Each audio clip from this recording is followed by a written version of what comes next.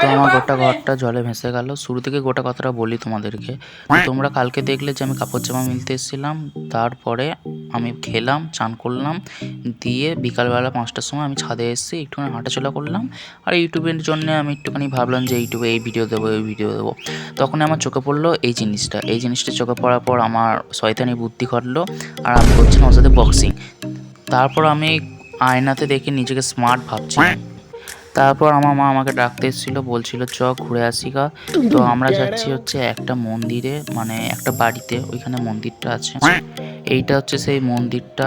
এই মন্দিরের মধ্যে সব ঠাকুর আছে, মানে মা কালীরই সব রূপ আছে, 51টা ঠাকুর আছে। এই বাড়িটার নাম হচ্ছে 51 পীঠ। আর এইটা হচ্ছে মেন ঠাকুরের মূর্তিটা। আমরা গেলাম, প্রসাদও দিল, ঠিক আছে। তারপরে আমরা চলে এসেছি হচ্ছে ছাদেতে। এই ছাদের মধ্যে এরকম একটা বড় শিব ঠাকুর, শিবলিঙ্গ আছে। আর ছাদ থেকে গোটা ভালো দৃশ্য দেখা যাচ্ছিল, মানে ছাদে বসিয়ে আমাদেরকে পায়েস খাওয়ালো। তারপরে ছাদে আমরা অনেক ঘুরলাম, অনেকক্ষণ থাকলাম, দিয়ে বাড়ি চলে এলাম।